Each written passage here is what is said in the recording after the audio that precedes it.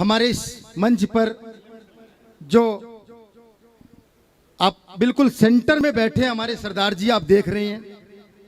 और लोग कहते हैं कि जब घड़ी की सारी सुइयां सेंटर में आ जाती हैं तो फिर दिमाग सेंटर में नहीं रहता। लेकिन मैं बताना चाहता हूं कि 12 बजे का कोई भी संबंध सरदारों से नहीं है, क्योंकि दिन के 12 बजे भगवान राम का जन्म हुआ, रात के 12 बजे भगवान कृष्ण का जन्म हुआ। और 12 बजे भगवान का जन्म इसलिए होता है क्योंकि 12 बजे घड़ी की सारी सुइयां एक होती हैं और भगवान की नज़र में सभी एक समान होते हैं। जोरदार तालियां सरदार मंजीत सिंह जी, जो 51 या विदेश यात्राएं कर चुके हैं। 51 बार इन्हें विदेश जाने का मौका मिला है। इस मंच पर जितने कवि हैं सबसे ज़्यादा बार आप गए हैं विदेशों में, और पिछली बार तो अभी बहुत जल्दी से एक यात्रा करके आए विदेश में। एक कवित्री को अपने साथ ले गए थे। अच्छा, वहाँ जाकर के कवि सम्मेलन के बाद सरदार जी घूमने निकल गए। वहाँ पर एक म्यूजियम था, म्यूजियम के बाहर अंग्रेजन खड़ी थी छोटे छोटे कपड़ों में। तो उन्होंने कहा जी आप किस लिए खड़ी हो, इन्होंने पूछा। उन्होंने कहा मैं घुमाती हूँ यहाँ, हम गाइड हैं। उन्होंने कहा कितने पैसे लेते हो, बोली 5000। इन्होंने कहा 500 रुपये लेने हैं तो बात कर। उसने मना कर दी। ये बेचारे खुद ही घूम घाम के आ गए, लेकिन आकर के इन्होंने कवित्री को बताया बहुत शानदार म्यूजियम है। उसने जिद की कि मैं भी चलूंगी। अगले दिन ये ले करके पहुंचे। जैसे ही वहां पहुंचे तो पहले दिन वाली वही अंग्रेजन आ गई। पहले सरदार जी को देखा, फिर इनके साथ उस कवित्री को देखा जो देखने में शंभू जी की बहन लग रही थी,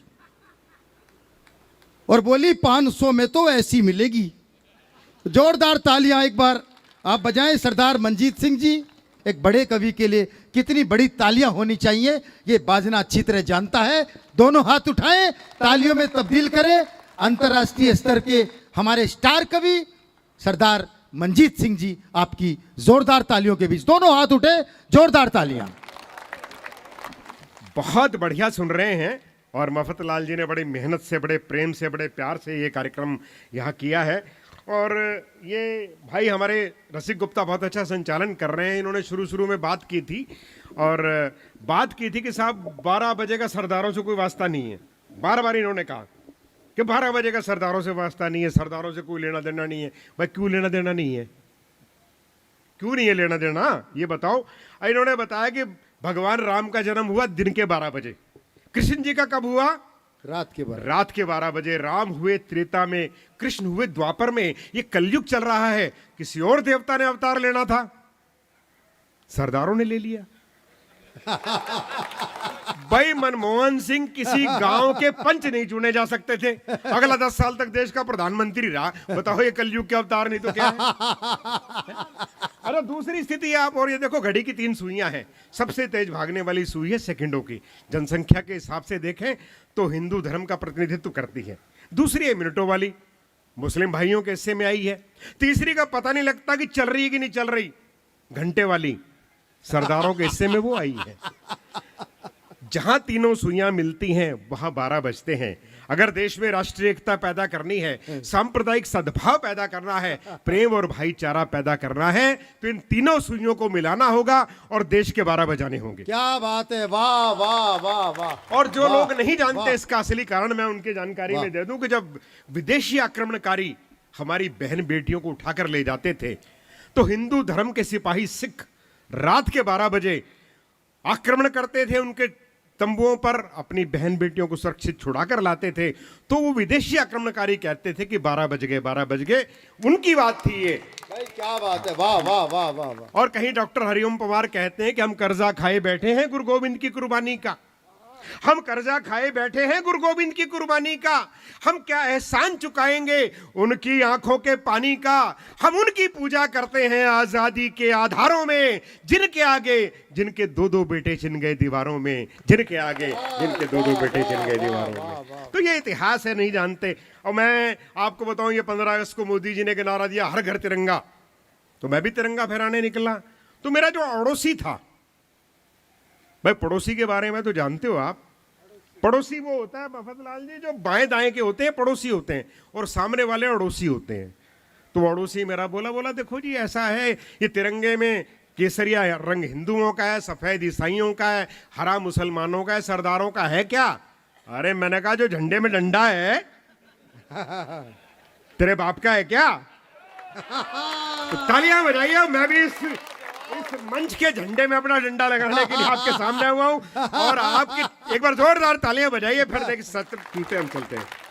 ये ऑनर किलिंग से प्रेम कथा फेल हो गई, ऑनर किलिंग से प्रेम कथा फेल हो गई, हत्यारों की तो अगले दिन ही बेल हो गई, अरबों का माल लूट के वो उड़ गए विदेश, कुछ मुर्गी चोरों को यहाँ पे जेल हो गई, कुछ मुर्गी चोर। अरे मोदी जी ने कहा ना खाऊंगा ना खाने दूंगा, ना खाऊंगा ना खाने दूंगा, तो विजय माल्या और नीरव मोदी अपना माल पैक करा के निकल गए। स्थितियां देखिए आप, क्या देखिए, मेरी मातृभाषा पंजाबी है, मैंने एमए अंग्रेजी में किया, 18 साल अंग्रेजी पढ़ाई, जिला शिक्षा अधिकारी के पद से रिटायर हुआ फरीदाबाद से। मेरी लिखने की भाषा है, जो मेरे बोलने की भाषा वो हिंदी है, और जब मैं किसी अहिंदी भाषी को हिंदी में बात करते देखता हूं तो मेरा सीना जो गर्व से चौड़ा होता है। मोदी जी जब कहीं बोलते हैं गुजराती होने के बाद हिंदी में तो बहुत अच्छा लगता है। अच्छा, उन्होंने बताया हिंदी सीखी कैसे, उन्होंने बताया मैं चाय बेचते बेचते हिंदी सीख गया। आपने पढ़ा होगा, सुना होगा, मैं चाय बेचते बेचते हिंदी सीख गया। भाई इसमें क्या खास बात है, आधा पंजाब दारू पी पी के अंग्रेजी सीख गया। भाई को खास बात है तो बताओ ना। अब वो 2014 में जब पहली बार भारतीय जनता पार्टी की सरकार बनी तो कार्यकर्ताओं ने नमो टी स्टॉल करके फ्री में लोगों को चाय पिलाई, आइए चाय पीजिए। मोदी जी कभी चाय बेचा करते थे, आइए उनके सम्मान में चाय पीजिए। तो एक शराबी पड़ा हुआ था परले के नारे पे, वो बोला ये मोदी जी अगर 7-8 दिन किसी शराब के ठेके पे भी काम कर लेते तो इनका क्या बिगड़ जाना था। देखिए हर आदमी अपने अपने फायदे की सोचता है। वो अखबार में खबर छपी कि मंगल ग्रह पर बर्फ भी और पानी भी है, मंगल ग्रह पे बर्फ भी और पानी भी है। तो एक शराबी बोला दारू और नमकीन तो यहीं से लेके जानी पड़ेगी। तो हर आदमी के अपने अपने संकट है।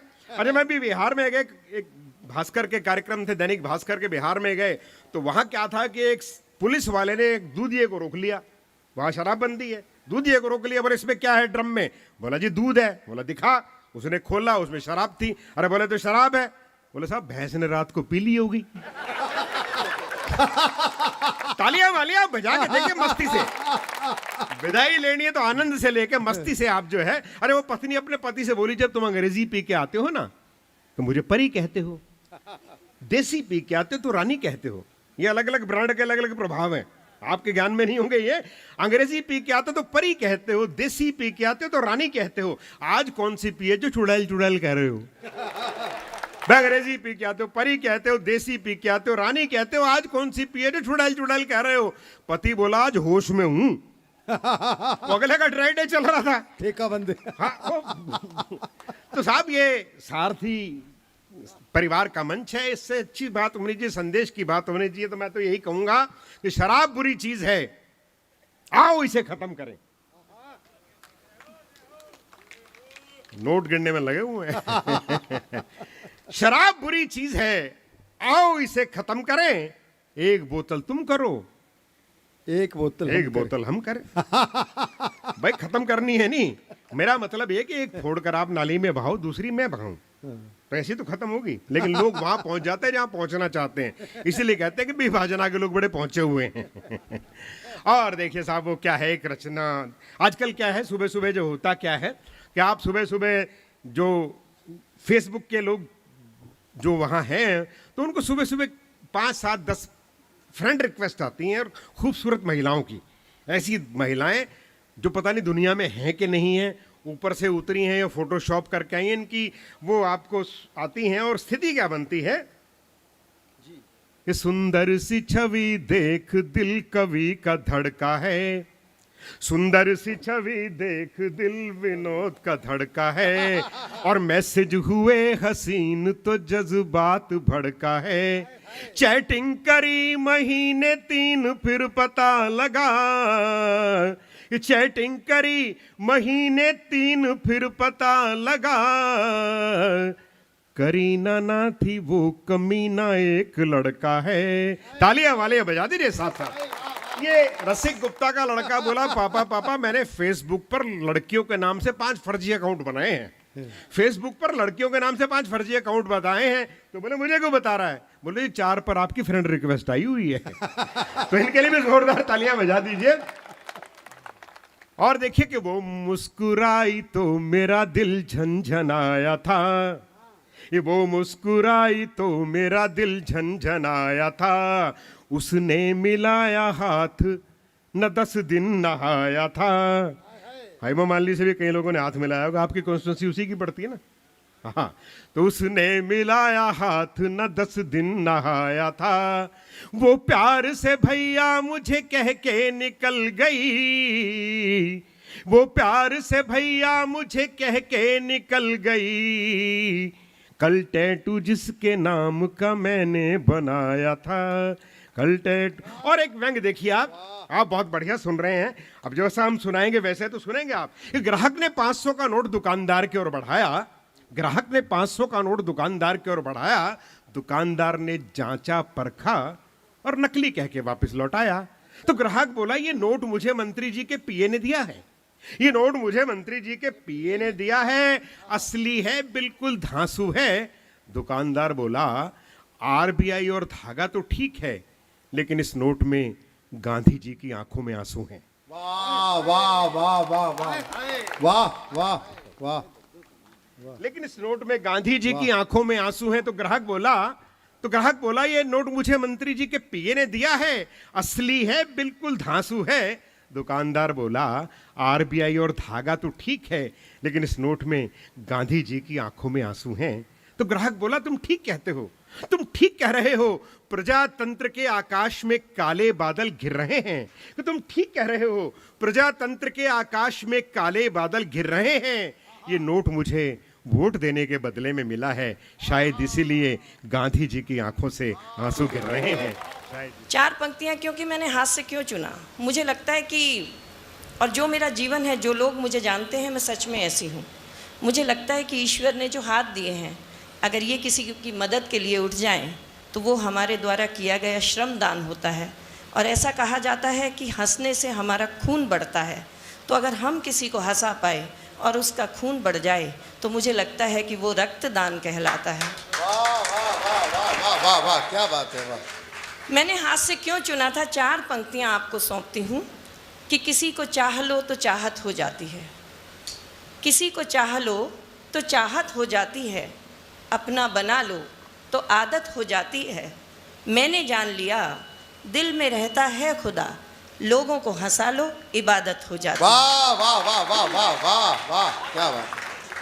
और सर जो कह रहे हैं अभी वो सुना देती हूँ। अभी बात कर रहे हैं बहुत सारे पतियों की, कोई कह रहा है ये हुआ, किसी का राम नाम सत्य हो गया। अभी सबरस जी जो बोल रहे, सबरस जी बहुत ज़्यादा उछल रहे थे तो मैं समझ गई ओहो शनिवार के कपड़े आज पहन कर आ गए हैं। तो खैर अच्छा, इनको क्यों निकाला गया स्कूल से, इन्होंने असली बात तो बताई नहीं। क्योंकि इन्होंने कहा कि कभी मैं छुट्टी पे रहता था, कभी बच्चे छुट्टी पे रहते थे। समरस जी आपकी बात मैं बता देती हूँ, इनको कवि सम्मेलन में जाना होता था, छुट्टी चाहिए होती थी जब ये टीचर थे। ये प्रिंसिपल सर के पास गए, मुझे छुट्टी दे दो जी, मेरे पिताजी मर गए। प्रिंसिपल ने छुट्टी दी। अब ऐसा सुन के कौन, तो छुट्टी मिल गई। अगले 2 हफ्ते बाद फिर कवि सम्मेलन था, फिर जाके यही कह दिया। तो प्रिंसिपल सर ने बिठा लिया, बोले मुझे जहाँ तक याद है कि तू 3 बार छुट्टी ले चुका है पिताजी के मरने की बात कह के। कितने पिताजी हैं?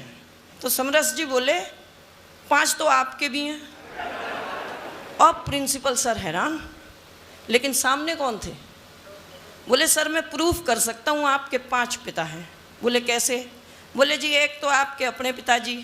प्रिंसिपल जी बोले बिल्कुल ठीक। बोले दूसरे बता? बोले जी आपकी पत्नी के पिताजी। बोले वो भी बिल्कुल ठीक। अब तू तीसरा गिनवा। बोले जी 2 अक्टूबर को जिनका जन्मदिन आता है, राष्ट्रपिता बापू, वो आपके भी बापू। प्रिंसिपल जी चौंक गए, लेकिन अब क्या कहते हैं? बोले ठीक है 3 हो गए, अब तू चौथा गिनवा दे। बोले सर कह दूं? बोले हाँ। सर बोले सर गाय हमारी माता है तो बैल हमारा। अब प्रिंसिपल सर के पास कोई जवाब नहीं था। बोले अब तू 5वां बता दे। बोले आप मुझे नौकरी से निकाल दोगे? बोले नहीं तू बता दे। बोले सर कभी कभी जब किसी से काम निकलवाना हो तो गधे को भी बाप रहना पड़ता है। तो एक बार ताली बजा दीजिए। और रही बात जो मुझे कहा गया, मैं ग्वालियर की बेटी हूँ और सरदारनी हूँ। वहीं से सर चाह रहे हैं मैं बहुत थोड़ी सी बात करती हूँ, हादसे के लिए कभी लंबी पारी खेलेंगे। ग्वालियर की बेटी हूँ और आप सब अब गहरी बात कह रही हूँ उसे समझिएगा। हम सरदारों के ख़ानदान से हैं। आप सबके घर में जब लड़की बड़ी हो जाती है तो शादी के लिए लड़का ढूंढा जाता है, और हमारे यहाँ जब लड़की बड़ी हो जाती है तो शादी के लिए सरदार ढूंढा जाता है। अब जिस वक्त मेरी शादी हुई उस वक्त तो मोबाइल भी नहीं थे, कुछ भी नहीं था। और पहले क्या होता था, आज की तरह फ्लैटों में बंद लोग नहीं रहते थे सर। आसपास लोगों को पता रहता था कि फलां के घर कोई रिश्ते वाला आया है, तो एक सरदार जी मुझे देखने आए। अब सरदार जी मुझे देखने आए, पूरे मोहल्ले को पता था आज इनके घर में कोई सरदार आया है देखने। अब सरदार जी सामने वाली टेबल पर बैठे थे, मैं इधर बैठी थी, इधर मेरी मम्मी बैठी थी, इधर मेरे पापा जी बैठे थे। थोड़ी देर बातचीत हुई, चाय पीते रहे, फिर मेरी मम्मी रसोई में चली गई। 19 साल तक मैंने अपने बापू को किचन में जाते नहीं देखा, उस दिन वो भी चले गए। अब रह गए मैं और सरदार जी। सरदार जी पूरा कप चाय पी गए।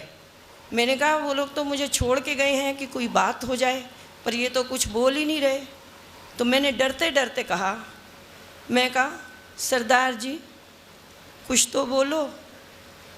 सरदार जी बोले, तुसी किन्ने भैन भरा हो भैन जी।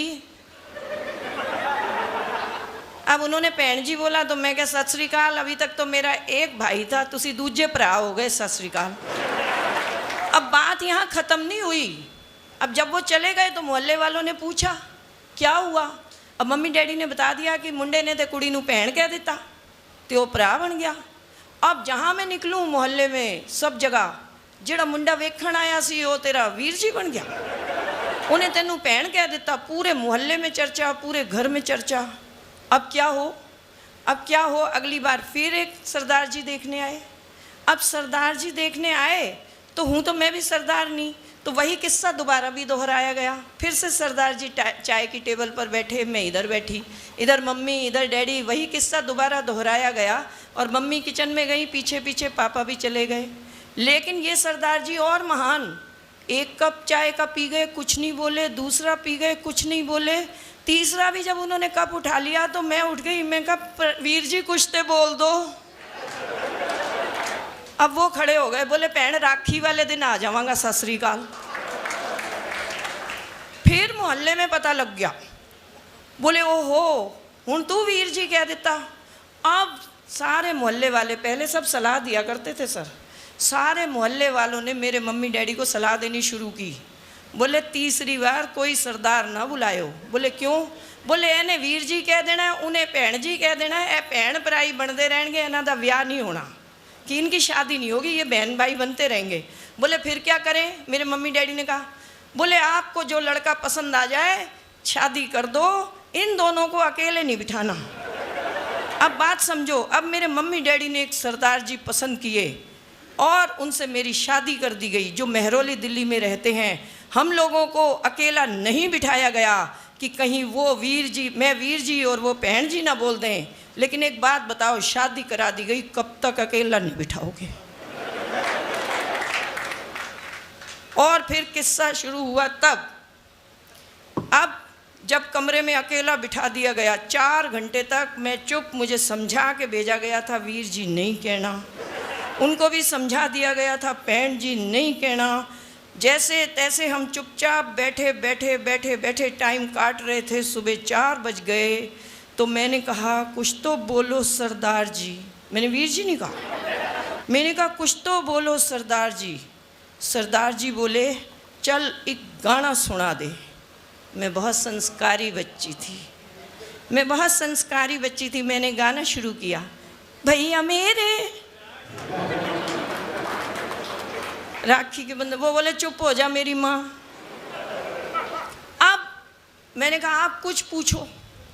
अब देखो सवाल भी बड़े अजीब होते हैं। सरदार एक तरफ तो हमको कह रखा कि है ना बहन जी नहीं कहना, वीर जी नहीं कहना। अब उनको समझ ही नहीं आया, उन्होंने मेरे से पूछ लिया अच्छा चल तू अपना नाम बता दे।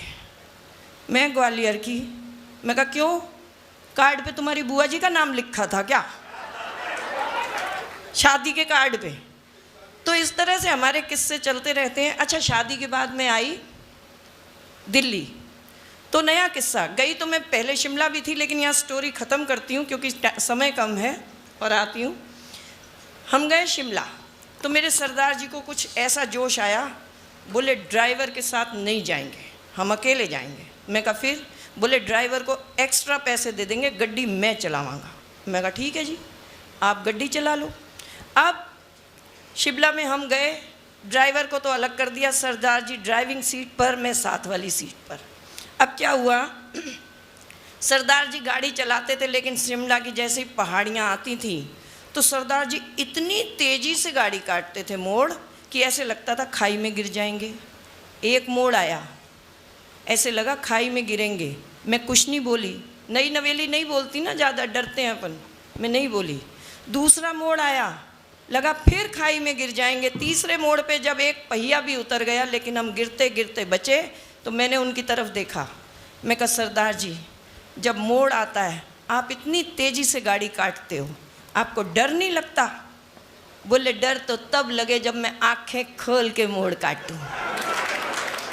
बोले मोड़ आता है मैं तो आंखें बंद कर लेता हूँ, कट गया तो सतनाम, नहीं तो वाहेगुरु जी।